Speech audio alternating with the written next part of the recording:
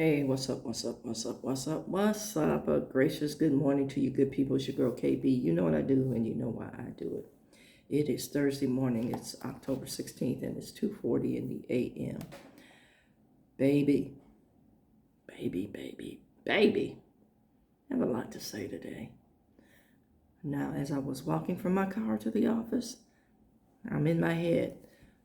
Don't get on the internet. Don't get on TikTok. Don't create a video. You have too much paperwork to do. But in the back of my head and in my heart, there's this nagging thought, this nagging conviction that I need to say what I'm fissing or fitting to, depending on your geographical location. I need to say what I'm fissing or fitting to say. And I hope you pay attention. You know, when I started recording, I was leaning more toward just my ecumenical side and just talking about different aspects of the gospel in, I want to say, real life situations and in real time. Okay, that's how I started this this YouTube stuff and this TikTok stuff.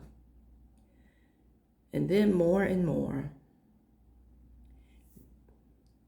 racial interactions seem to come to the forefront based on this administration and the focus of this administration.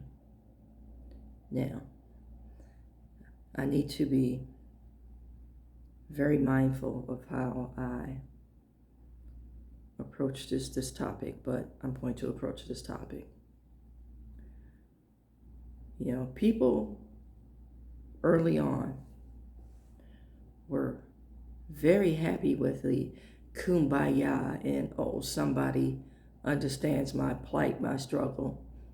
You know, I keep hearing the song, nobody knows the troubles but people were more in tune and in sync with, the commonality of the problems until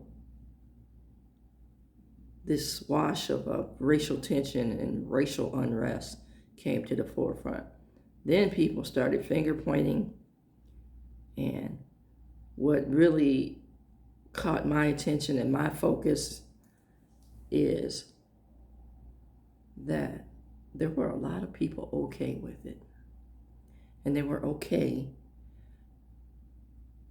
because they got to,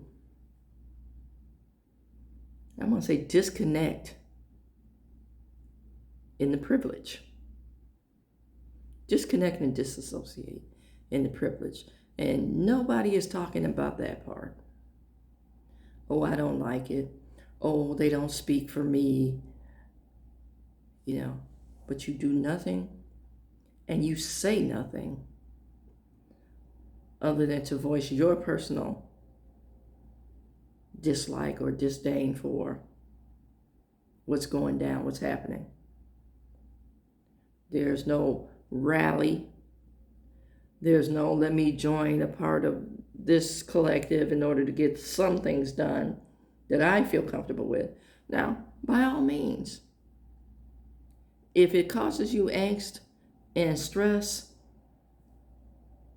don't help, because you're going to retreat when we need the numbers.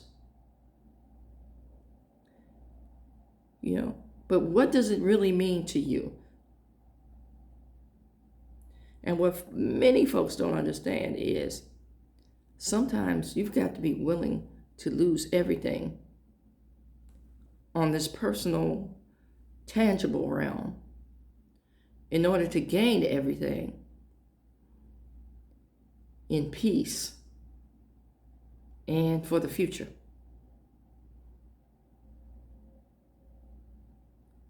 Everybody wants to talk about Martin Luther King, but nobody wants to go up against the dogs, the fire hoses, or the beatings. You don't ask permission for freedom. I want you to really think about Harriet Tubman and the Underground Railroad. Do you think anybody in that activity said, hey, Mr. Jim, would it be okay if I left with this woman who's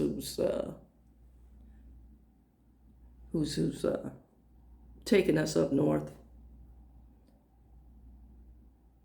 You know, from what I've been taught about my history, notice I said taught, and what I've heard from the people who have come before me or who have gone before me,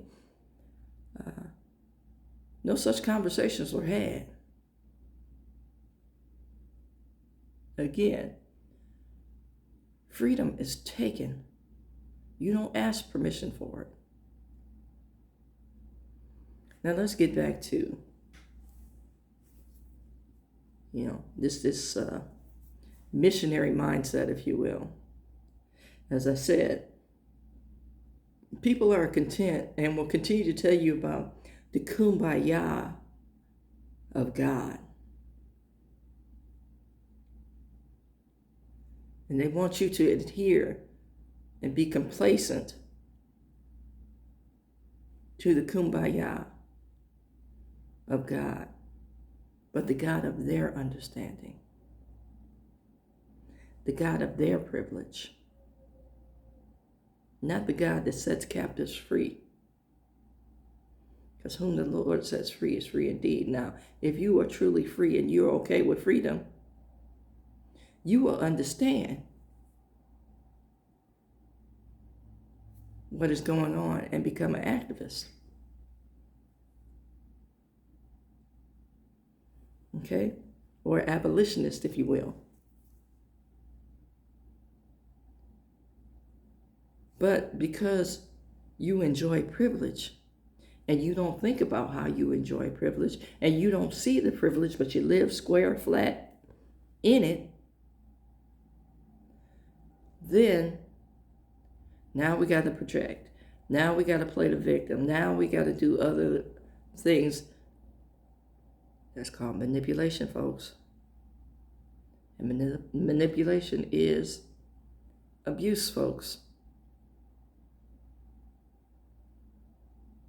But we don't want to think about that.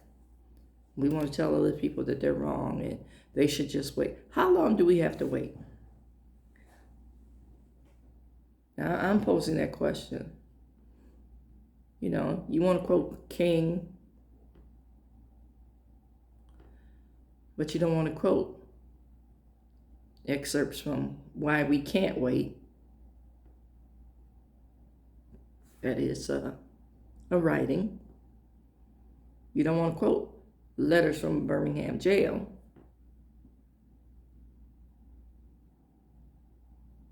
You want to continue to project blame. See, now what we're moving to, and people somehow think they're not going to be in that number when the saints go marching in. So people think they're not going to be part of that. We're moving toward mass incarceration. And now, if you're following me, you know I talk about capitalism is involved in everything. Colonization and capitalism go hand in hand. And those two things are part of the fabric and the founding of this country. But we're not looking at that. Okay? But privatized prisons.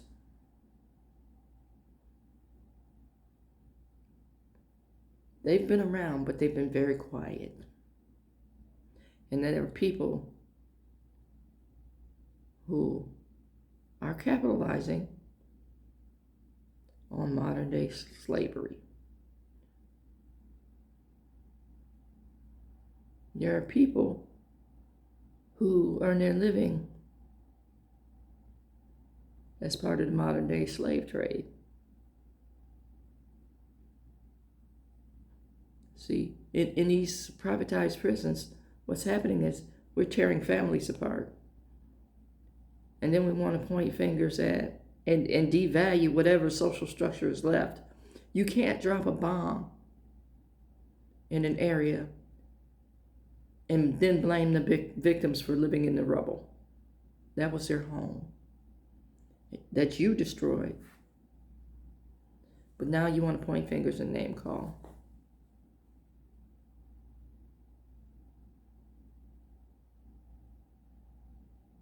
As long as you're not held accountable, you're okay with the misery.